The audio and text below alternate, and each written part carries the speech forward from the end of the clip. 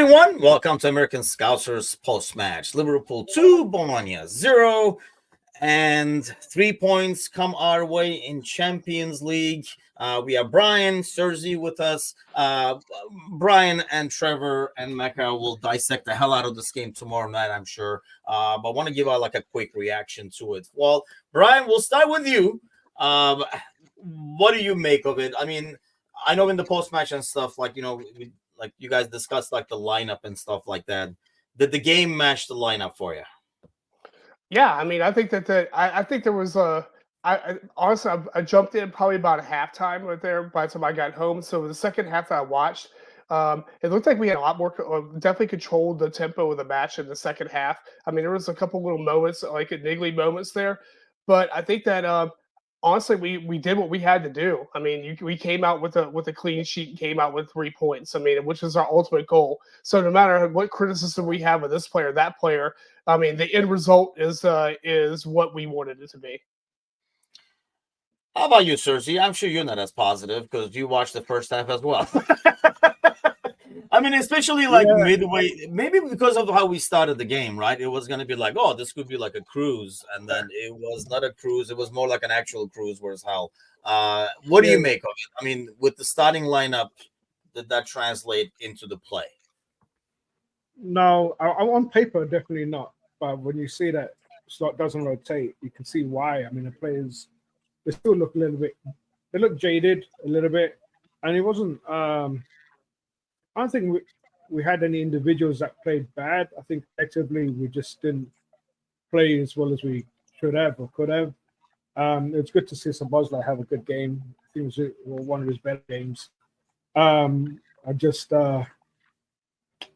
think if we play like that against Palace, I think we'll be found out because we were kind of a bit self-destructive. We're letting him get behind us too much, and I don't know. Alisson he's making some poor decisions. Maybe it's just me. I don't know. It just feels like some of them I think were him. Some of them, like there was one where he's yelling at Konate, and he's absolutely right, because if Konate takes another 3 steps back, he's going to take the ball, turn around, and he's going to be wide open, which is what we're trying to do, right, by building from the back. But a couple of them, yeah, it felt like, I mean, I don't know, I guess that was like the biggest concern, Brian, like watching the first half more than the second half, because I was really expecting us to do better in the second half anyway, as I figured we would adjust. But when you see the starting 11, my initial thought was, okay, we'll get to take care of this game. Now I'm more worried about Saturday. I'm less worried about today because I expected some rotation. But it seemed like we couldn't come out of their press in the first half, and they came out of our press very easily. Even in the second half, at times, they were just coming at the first 10, 15 minutes. What do you allude that to? Like, is it just... I mean, it's the same starting 11, right? You're just putting Nunez instead of Jota, and you can't put the entire they're coming out of the press because of Nunez or anything like that. What do you allude that to? That they were just coming out. We could not win the ball up there as much as not everybody is united, apparently. So, I mean, I guess right there, it's hard to really say right there because again, you're out there playing the same group of players for this amount of time. I mean, you could go down to a couple of things with them with the lack of rotation, that some of the legs maybe starting to go away a little bit on these guys. I mean, which is why I either made the point with on the Monday podcast when I put a comment and said I think the rotation is going to happen right there on Saturday against Palace. I mean, I think that we're going to probably some of these guys are going to like Kwanzaa is going to come in and you're going to see a little bit more different rotations, but. Maybe ultimately right there, again, like I said, these guys right there are probably starting to wear down some. And the international break's about to come, and then we have more of that of the wishing and hoping nobody gets hurt again. And then we come into the real big picture after that. Yeah, it's going to be 2 weeks of prayer, if you will, once again. Taking a look at the stats over here. I mean, it almost looks like they should have won. I mean, you're looking at the numbers over here. Obviously, the expected goals were better and stuff. But, I mean, what is the story you get out of this over here, Serzi? I mean, the big chances are even. And, I mean, the total shots, they have the edge and stuff like that. I mean, it was a pretty... I guess maybe I was expecting a more one-sided game than it turned out to be. Yeah, I mean, I know in the pre-show, I know Anan and John thought it would be pretty one-sided. I didn't. I just, I don't know. It's the way Bologna played. I think they tried to play like Atalanta, and Bologna typically do play toe to toe, and we just got lucky in some of the chances that the goal was offside, and any other day they might have got in. Like it was, the numbers don't tell what the game was like. Obviously, while watching the game and being a Liverpool fan, I was on edge. And maybe if they scored, we would have gone up a notch. It's really not like it just, I don't know, just collectively it just felt like a okay performance, like a exciting performance. And apart from Gravenberch and McAllister, all the rest of them, they were just kind of like vanilla. And suppose like he played well, and obviously that Salah goal, but other than the goal, again Salah's misplaced a couple of key passes that they could have helped us make the game more comfortable than what it was. The only good thing is, finally, I think I was talking about this last week, that curler that he does. I think last time he worked was against Chelsea, it feels like. Because it's kind of like, what Curtis Jones has tried to do ever since that Everton goal from like the left-hand side of the box. Finally seeing that go in, I almost was like, maybe the floodgates will open now, because that shot finally went in exactly the way he wanted to, out of his foot kind of a deal. But yeah, I agree. I mean, there were so many misplaced passes in the beginning. You're like, dude, like one better pass in the final third, and we're probably putting this game away, because it felt like if it became 2 earlier, it was going to be 4 or 5 and stuff like that as we went. I mean, I got the feeling, Brian, especially in the first half, and we kind of adjusted, but we almost expected Bologna to come in and sit back like good old fashioned Italian team and defend. And that's not what we got. And it was almost like a little bit of a shock of that. It was a team that was high up pressing. We're like, wait, you guys are supposed to sit back. We're supposed to control the game over here. And it didn't turn out that way. You think that kind of is part of the disconnect there? Like you prepare for something and something else is served. I mean, honestly, if you go into a match right there thinking that a side's going to do is going to sit back and absorb, and try to hit you on a counter, and you go all of a sudden they're coming there right at you. I mean, that's going to be, of course, it's going to adjust your replay. I mean, toward the end right there, the little Villa kid, Elling Jr., I was watching the number 14. That kid right there was like all in Allison's face almost the entire time as soon as he got on there. I mean, the point was like, oh wow, who's this kid? Where did he come from? And but again, it's like I think that may be something that we expect. Like you said, we expect Italian teams to defend. I mean, that's just like their nature right there. But from ever and ever and ever, right there was, you never saw a free flowing Italian side. I mean, maybe AC Milan from a long time ago, kind of like that. Yeah. But like Juventus and that whole Bologna and those guys like that always had that type of like standoffish and hit you back when you're least expecting it. But I mean, to see them come at us, I mean, maybe that will go into a wake up call for the next team that's going to go at us. Because I think that we have Leverkusen next, or is it Leipzig next? Hold on. I'll tell you right now. I thought we were going away, and I know the Leverkusen game is at home. So I'm assuming the next day Leipzig is the next game. Leipzig away. Yep. So I mean, again, right there, you're going to expect Leipzig's going to come at us. I mean, so hey, be prepared for this. I almost feel like though, like if we go to Leipzig and Leipzig comes at us, we're like, okay, like we expected this because we're there. Like we're the away team. You guys are home. I almost felt like this came out of nowhere, Thursday. Where I mean, at one point they were literally pressing with 7 guys up top, and we could never break that pass. It felt like if we broke it properly a couple of times, we would have been able to actually get more goals. And that, I know they were like, hustling, but once you go up 2-3, the game would kind of become a lot more open. Why do you think we couldn't break that press? I mean, we've been pressed before, but we just could not come out properly against Bologna.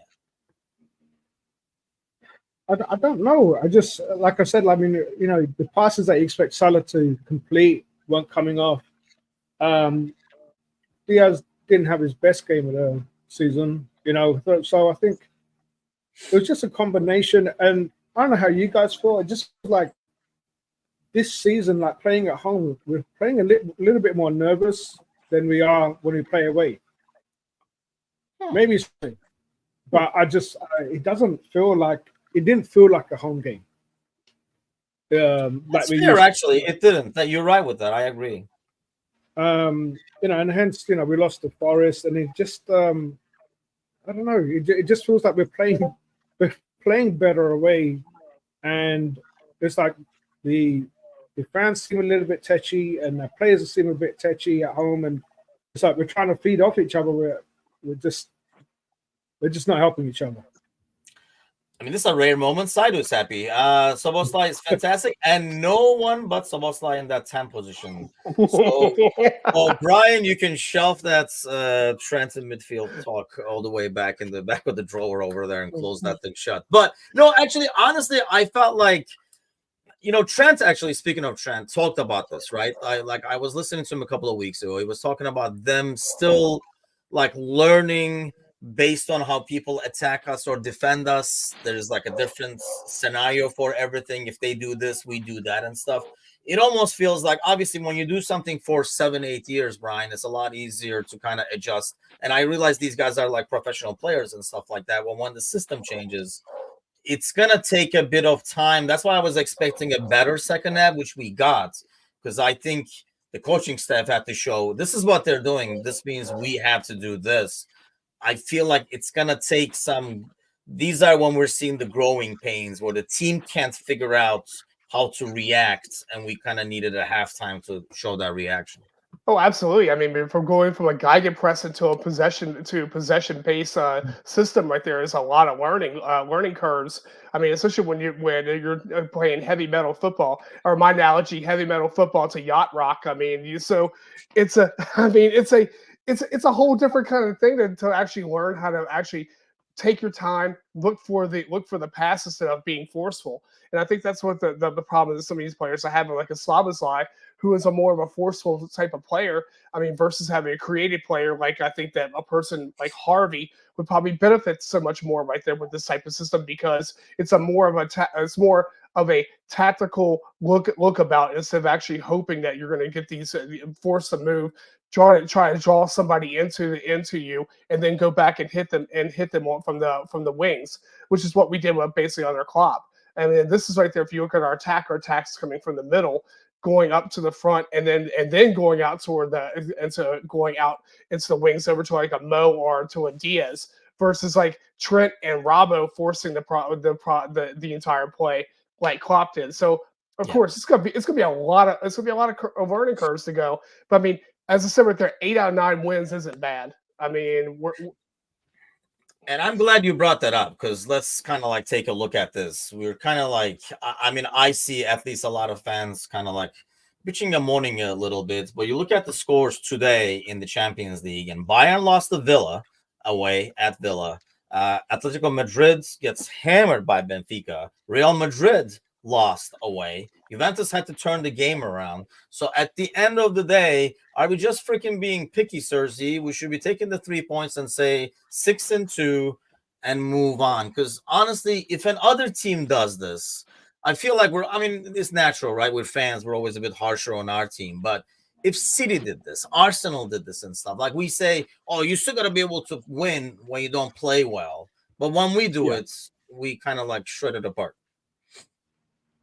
No, a win's a win, definitely. I think it's just because we're playing Palace next away, and that's what I'm thinking. If you play like this, then City have shown that they can play poor and still win the league.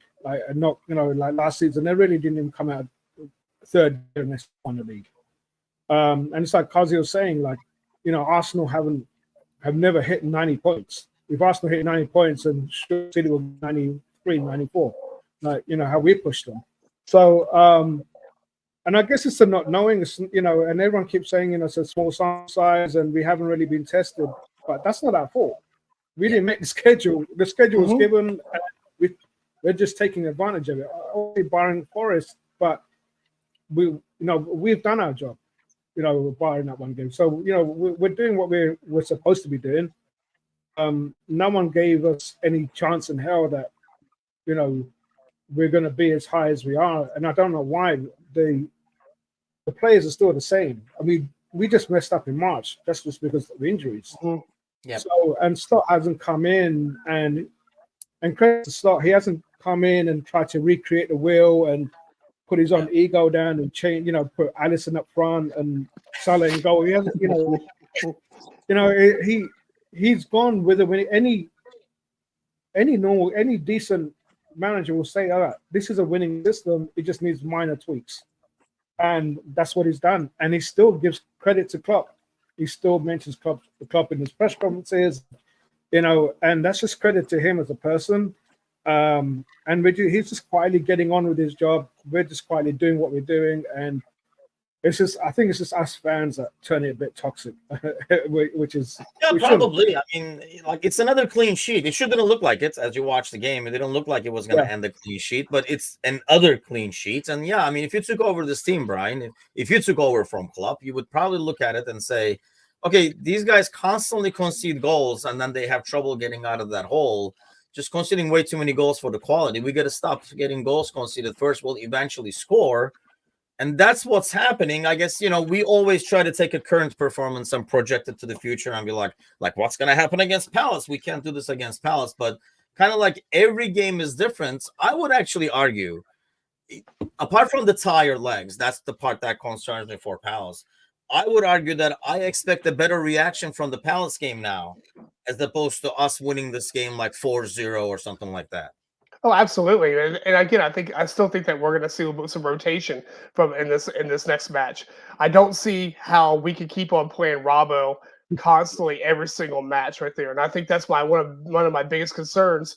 And so I do think that Gomez is going to get his time, and I think that's probably part of the reason why Gomez is still here with us, because I think it was maybe a discussion with him saying, "Hey, you're going to get your time." Same thing with Gapco. He's going to get his time. I mean, these guys are going to get their time in there. Jones is going to get his time. I mean, because there's so many matches that are coming up. I mean, with Robertson goes out to Scotland, plays their 2 matches through there, comes back in and plays. I mean, you're looking at probably right now, probably a string of probably about 5 or 6 matches Robertson playing all in a row. It's impossible for him to play like that anymore. I mean, so I think you have to go out there and say, hey, guess what? I know you're going to play here in on Tuesday. You're not playing Saturday. You need to chill out for a little while. So I can see that rotation happening.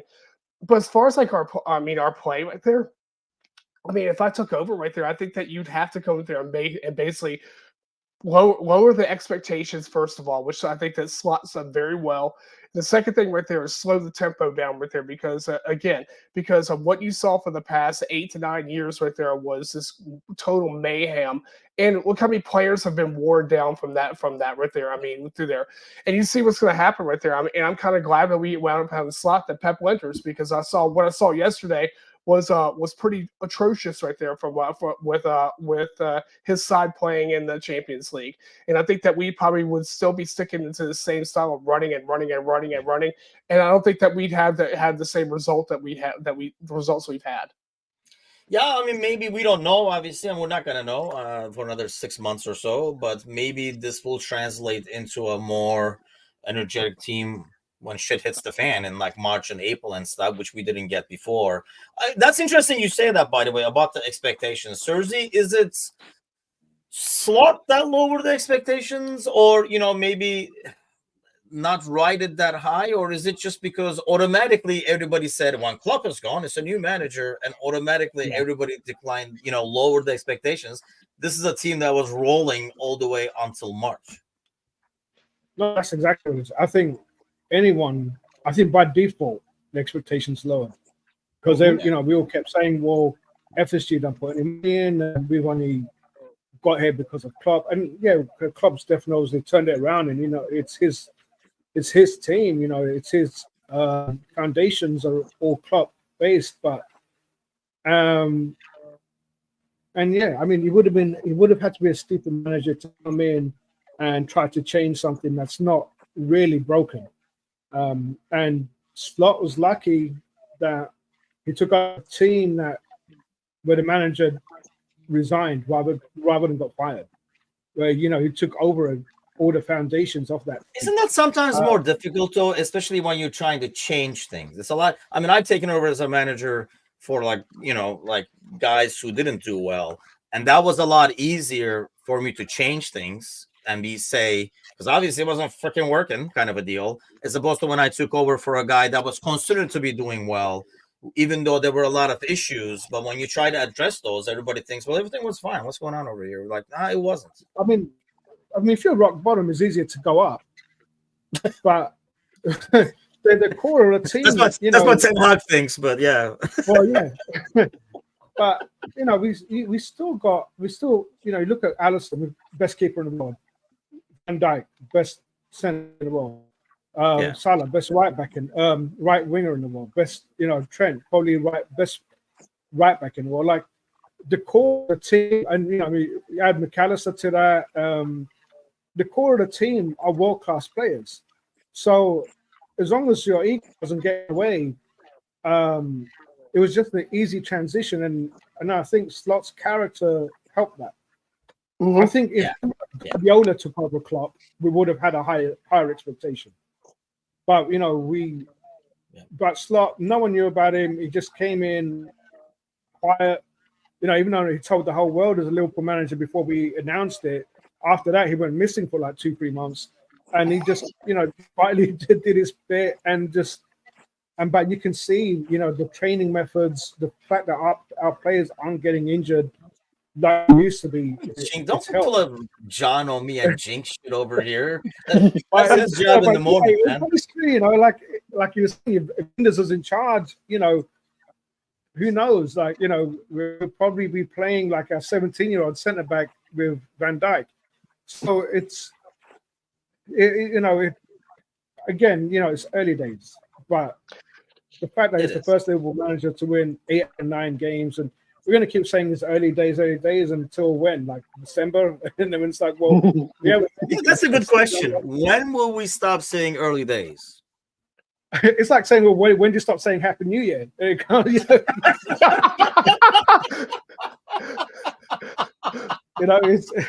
a point you just gotta draw a line. It's like, all right, well, this is it.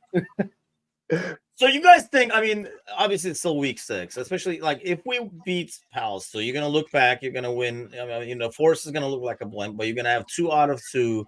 So you think by next international break we can start giving his due then, Brian? Because that's another month from now. I think 5 weeks. I'm so tired of these breaks. Because it was always this team is Klopp is winning despite FSG, blah blah blah. Like it's almost like the players never got the credits, FSG never got the credits, the guys who built the squad never got the credit. Can we now start giving some credit to the boys as well? And maybe the squad that was put together, because obviously nothing was added to it. So I mean, you think about go back to what his Slot's title is, head coach. Yeah. That's a whole different animal being called manager. I mean, so it lowers the tier down right there. So it puts you almost on that a little bit above the player level right there, and not over top of that. Because you think of what Klopp controlled. Klopp controlled recruiting, controlled all the coaches. He controlled all this. He was an overwhelming.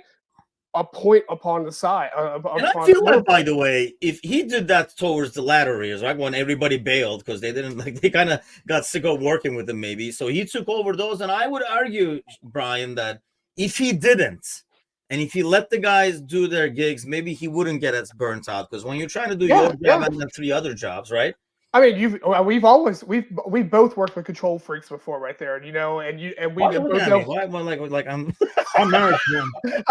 I mean, even in the retail, right there, we both worked with control freaks, and exactly how that goes down, right there. They basically kill themselves, or burned out, or they get fired. I mean, but they don't make it right there very long with that type of lifestyle. And I think that Slot with his classic, Dutch one-liners that he has and stuff like that, like his comment about Konate.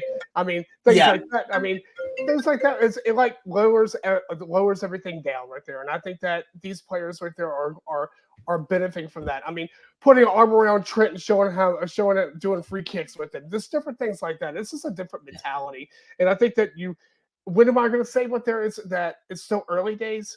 I really don't have really an answer for that right there. I mean, I think that you just have to go there and go match to match and see exactly how we play right there, and look forward toward about January, and just if we need to do a reset, we'll do a reset in January. But I think right now, I mean, my expectations are very, very high for going into the season, further into the season at the moment, because I think that we've actually been able to calm the side down. I think we were overcooking ourselves last year, and that's one of the problems that happened to us.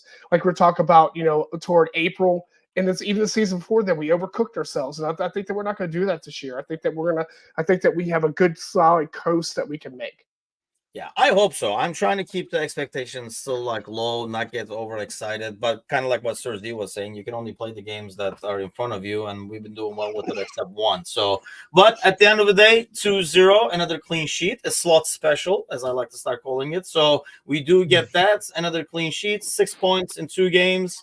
And like you say, it means a lot more when, the scoreboard we were looking at earlier, when everybody is losing points and stuff. That was one thing for the Premier League, too. When Arsenal won yesterday, I was like, teams that win their first 3, 4, 5 is going to have an easier time with the league, because you're going to be able to, like, rotate a lot more and stuff like that. So these wins are important at the end of the day. But gentlemen, thanks a lot for joining me. I know Brian will be back on tomorrow night with the gang, and you guys will dissect the hell out of the game. Probably slam on Nunez. Poor Nunez. Yeah, I left that for you guys, because I'm sure there'll be a lot of that tomorrow night. But that's it for today. Hope everybody has a great day. At least we got the 3 points. Go enjoy that. Don't worry about Saturday until, tomorrow when the boys talk about it. But have a great day, everybody. Take care. Get well.